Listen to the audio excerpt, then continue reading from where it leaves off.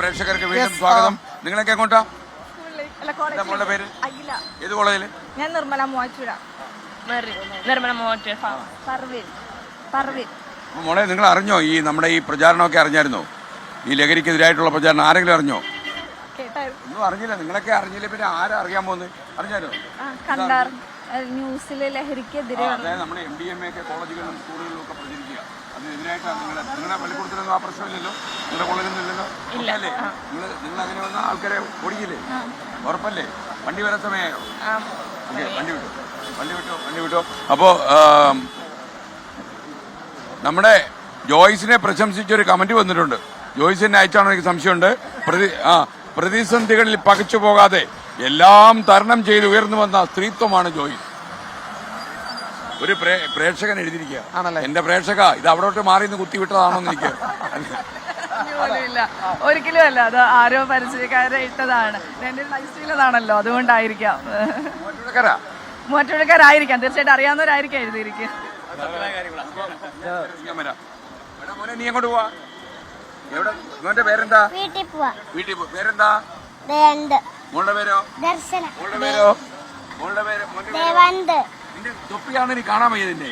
Okay, മക്കളാണോ? ജോലിക്ക് പോകണോ? അപ്പൊ നമ്മുടെ കാര്യങ്ങളൊക്കെ അറിഞ്ഞല്ലോ. ലഹരിക്കെതിരായിട്ടുള്ളൊരു പ്രചാരണ പരിപാടിയായിട്ട് ഇറങ്ങിയത് നമ്മള്. താങ്കൾ എന്താ പറയുന്നത്? ഞാൻ ഈ ലഹരിക്കെതിരെ വളരെ നാളുകളായി ഒറ്റയാൾ സമരം നടത്തുന്ന ഒരു വ്യക്തിയാണ്. എന്താ അങ്ങയുടെ സമരത്തിന്റെ രീതി? എന്റെ രീതി എന്നാന്ന് വെച്ചാൽ ഒരു വ്യത്യസ്തമായ സമരമാണ്. ഒരു 30 കിലോ തൂക്കമുള്ള ഒരാളുടെ കോലം തോളിലിട്ടുകൊണ്ട് ഒരു ദിവസം ഒരു 25 കിലോമീറ്റർ എങ്കിലും ദൂരം നടക്കും. 30 കിലോ ഉള്ള ഒരാളിന്റെ രൂപം ഒരാളിനെ എടുത്ത് തോളിടുന്നില്ല. ആ കോലം എടുത്ത് തോളിലിട്ട് അത് സമൂഹത്തിന് കൊടുക്കുന്ന ഒരു സന്ദേശമാണ്. ലഹരി പിടിച്ച ഒരാള് ഇതേ അവസ്ഥയായിരിക്കും സമൂഹത്തിൽ നാളെ നേരിടാൻ പോകുന്ന അനുഭവം എന്നൊരു സന്ദേശം കൊടുക്കലാണ് എന്റെ ലക്ഷ്യം. ചേട്ടന്റെ പേരെന്താ? എന്റെ പേര് MJ ഷാജി. ഞാൻ ഒരു സാമൂഹ്യ പ്രവർത്തനം, ഒരു ഓട്ടോ തൊഴിൽ. ആ കോലം എവിടെ? കോലം ഞാൻ സെറ്റിൽ ചെയ്ത് വെച്ചിരിക്കുകയാണ്. ഓരോ ദിവസവും ഓരോ മേഖലകളിൽ കൂടി ഇങ്ങനെ പോയിക്കൊണ്ടിരിക്കുകയാണ്. അപ്പൊ ചേട്ടന്റെ യാത്ര തുടരും. അപ്പൊ നമ്മൾ നമ്മുടെ യാത്രയും തുടരാം. നമുക്ക് അവസാനിപ്പിക്കുന്നത് താങ്കൾ എന്താ പറയുന്നത്? ഒരു എഴുത്തുകാരനെ നമ്മൾ കണ്ടായിരുന്നല്ലോ, മോഹൻദാസ്. ഓക്കെ, എഴുത്തുകാരന്റെ അഭിപ്രായം അറിയണമല്ലോ നമുക്ക്. പെട്ടെന്നൊരു അഭിപ്രായം പറഞ്ഞാൽ.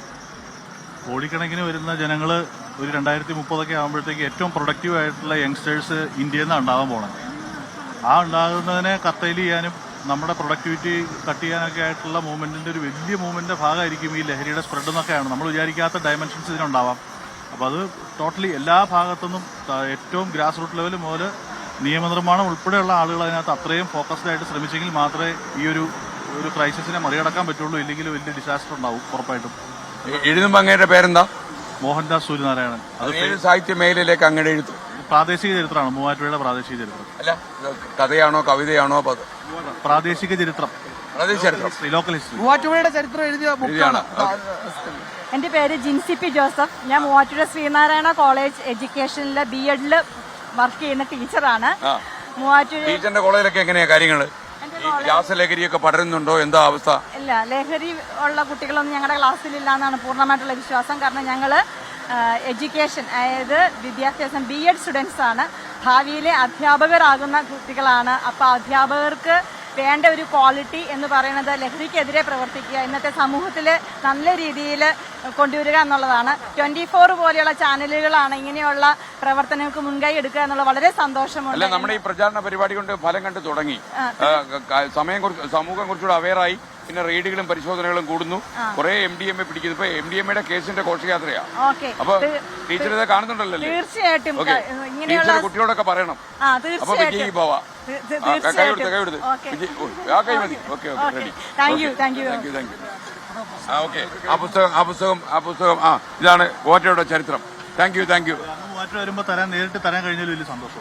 സന്തോഷം, എനിക്കും സന്തോഷം. ഞാൻ വായിക്കാം. അതേപോലെ മാധ്യമ പ്രവർത്തകര് ഈ ലഹരിക്ക് എതിരെ നടത്തുന്ന ഈ ക്യാമ്പയിനും ഈ പോരാട്ടമൊക്കെ വളരെ പ്രശംസാപരമാണ്. പ്രത്യേകിച്ച് മൂവാറ്റുപുഴയെ പോലെയുള്ള സ്ഥലം എന്ന് പറയുന്നത് ഇതിന്റെ ലഹരിയുടെ വിപണിയും വളരെ എക്സ്ട്രീമായിട്ട് നടക്കുന്ന സ്ഥലമാണ്.